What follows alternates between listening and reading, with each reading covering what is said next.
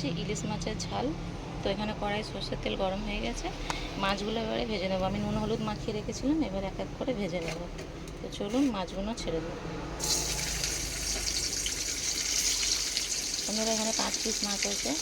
তো আমি আর আমার মা খাবো, বাবা তো খায় না, বাবার জন্য এখানে মাংস রান্না হচ্ছে।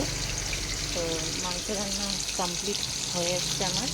এদিকে আমার মাংস রান্না হচ্ছে। মাংস রান্নার রেসিপিটা আপনাদেরকে দেখালাম না, এখন বাকি আছে মাংস রান্নাটা। ইলিশ মাছটা আমি ঝাল করবো, ইলিশ মাছটা আপনাদেরকে শেয়ার করছি।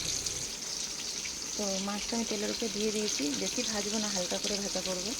তো হ্যালো বন্ধুরা, আপনারা কেমন আছেন? আশা করি আপনারা ভালো আছেন, ভালো থাকবেন, সুস্থ থাকবেন। আমার ভিডিও ভালো লাগলে একটা লাইক সাবস্ক্রাইব করে দেবেন বন্ধুরা, প্লিজ আপনারা সাবস্ক্রাইব করবেন, আপনাদের কাছে রিকোয়েস্ট। দেখুন বন্ধুরা, আমি যে বলি আপনাদেরকে ব্যাকগ্রাউন্ড কেন দেখাতে পারি না, তো দেখুন আমাদের ব্যাকগ্রাউন্ডটা কীরকম। রান্নাঘরে খুবই অসুবিধা হয় আমাদের, ভাঙাচোরা আছে, ঠিক আছে। আর এটা তো সরকারি জায়গায়, কখন ভেঙে দেবে সরকার থেকে এসে বলা যায় না। অনেক শর্ট জায়গা বন্ধুরা, অনেক শর্ট জায়গার মধ্যে রান্না করি। এই আমাদের চা দোকান, রাস্তা থেকে যে দেখা যাচ্ছে চা দোকান, আর এই আমাদের রান্নাঘর। এখানটায় কেন করেছি, চা করতেও সুবিধা হয় এই কারণে।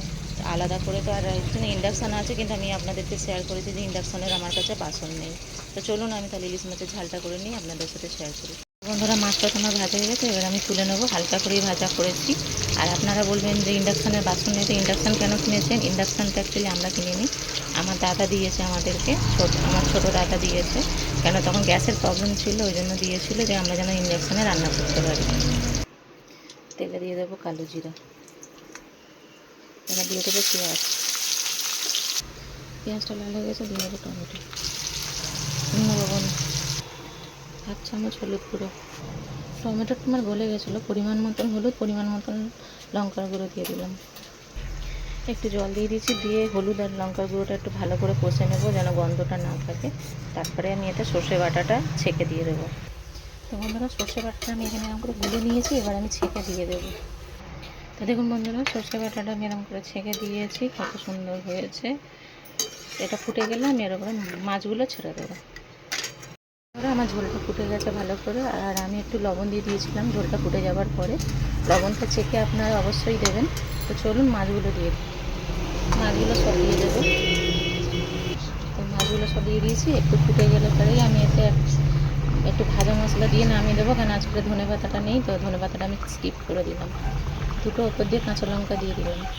ধনে পাতাটা ছিল, শেষ হয়ে গেছে, তো মাকে আর বলা হয়নি, মা বাজার থেকে আনতে পারেনি। তো আমি ওই যে বাড়িতে যে আমরা হোমমেড মশলাটা বানাই, ওই মশলাটা ওপর থেকে ছড়িয়ে দেবো। আর বন্ধুরা ইলিশ মাছ তো বেগুন দিয়ে রান্না করলে খুব সুন্দর হয়, কিন্তু বেগুন খেলে আমার অ্যালার্জি আছে, আমি বেগুন চিংড়ি মাছ খেতে পারি না, এর জন্য বেগুনটা এতে দিলাম না। বেগুন আলু দিয়ে বানালে খুবই সুন্দর হয়, তো আমি স্কিপ করে দিলাম। ইলিশ মাছটা তোমার হয়ে গেছে, আমি মশলাটা এবার ছড়িয়ে দেবো ওপর থেকে। তোমার এবারে ঢেলে নেবো, কমপ্লিট হয়ে গেছে। তো দেখুন বন্ধুরা রান্নাটা আমার কমপ্লিট হয়ে গেছে। তাহলে ভালো লাগলে আপনারা একটা আমাকে লাইক করে দেবেন, সাবস্ক্রাইব করে দেবেন, আর আমার আইডিটাকে ফলো করবেন। তো আজকের মতন আমি ভিডিওটা শেষ করলাম। আপনারা বানিয়ে খেয়ে আমাকে কমেন্টে জানাবেন কেমন হয়েছে।